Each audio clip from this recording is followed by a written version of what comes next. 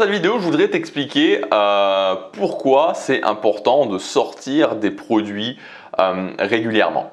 Ce qu'il faut bien comprendre en fait, c'est que globalement, il y a deux façons de gagner sa vie dans la création de contenu. Il y a deux écoles. Moi, je dirais que tu as d'un côté faire du marketing industriel ou faire du marketing artisanal. Marketing industriel ou marketing artisanal.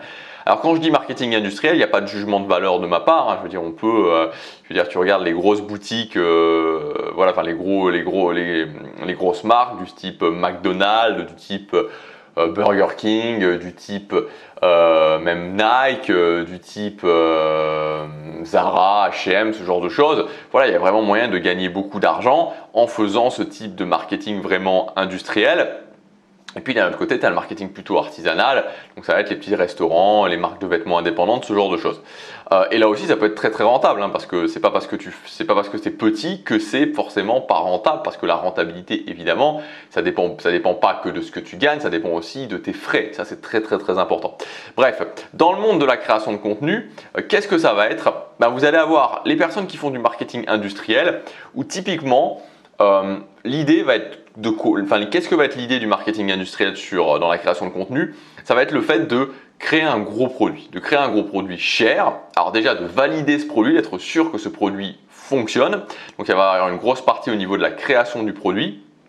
Et ensuite, de câbler ce produit sur des flux de trafic pour qu'il y ait un maximum de gens qui voient ce produit. Et donc là, typiquement, maintenant, en 2020-2021, ça va passer par la publicité. Parce que aujourd'hui, créer une grosse audience, parce que pour ce type de marketing, vous avez vraiment besoin d'une grosse audience, de beaucoup de gens qui arrivent. Et pour avoir une grosse audience aujourd'hui, que ce soit donc sur le gratuit, c'est YouTube ou Google, hein, il n'y a pas d'autre solution, ça prend, même si vous êtes très très bon, ça prend des mois, voire des années. Je veux dire, ça me semble difficile d'envisager une grosse audience avant 1 an ou 2 ans, vraiment une très grosse audience. Donc vous n'avez pas le choix, vous êtes obligé de vous coller à la publicité, de faire de la publicité, donc d'acheter du trafic. Et donc ça, c'est le marketing industriel. Ok, je fais de la publicité qui renvoie sur une façon de vendre mon produit. Ça peut être un tunnel de vente, ça peut être du webinar, ça peut être du call, c'est-à-dire appeler les gens. Voilà, et donc je vais essayer d'avoir le meilleur taux de conversion possible. Ça, c'est la version industrielle du marketing. Et c'est tout à fait possible de faire ça, c'est tout à fait envisageable de faire ça. Et d'un autre côté, vous avez ce que j'appelle le marketing artisanal. Et donc le marketing artisanal, qu'est-ce que c'est? Alors c'est aussi vendre des produits, bien sûr, hein, c'est aussi, voilà, l'idée reste la même. Mais on va surtout, avant tout, mettre le contenu, le partage d'idées en avant. C'est-à-dire que ce qui va compter avant tout, c'est votre philosophie, c'est votre différenciation, c'est votre vision des choses. Et c'est ça qui va vraiment créer, et c'est en fait le marketing artisanal est basé sur cette règle, la règle des 1000 fans. Donc d'avoir justement une audience de fans et donc que cette audience de fans vous achète régulièrement des produits.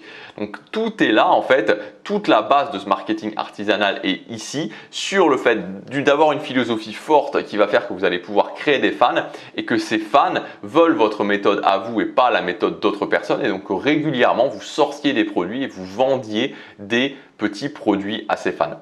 Donc il n'y a pas, pour moi, il n'y a pas une bonne méthode, une mauvaise méthode, c'est juste des choix à faire. C'est pas du tout la même chose, hein, c'est pas du tout la même façon d'envisager son métier, pas du tout les mêmes actions à prendre. C'est-à-dire que dans le côté marketing industriel, vous créez une grosse machine où votre but c'est d'optimiser tous les aspects de la machine.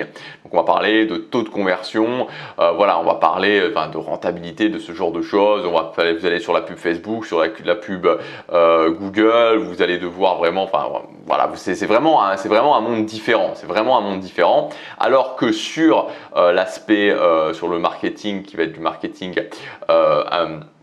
artisanal, on va être beaucoup plus sur le partage d'idées, sur comment je crée des idées impactantes, comment je mets en place des nouvelles méthodologies. Voilà, c'est quelque chose de vraiment vraiment différent. Donc c'est à vous de faire votre choix. Moi je pense que objectivement, à moins qu'aujourd'hui vous ayez vraiment une compétence très particulière, vous ayez des très très gros budgets à mettre sur la publicité, c'est toujours intéressant de partir sur du marketing artisanal parce que c'est ça qui va vraiment vous former. C'est ça qui va vous permettre de vous former, c'est ça qui va vous permettre d'apprendre, de valider que vous êtes capable de le faire.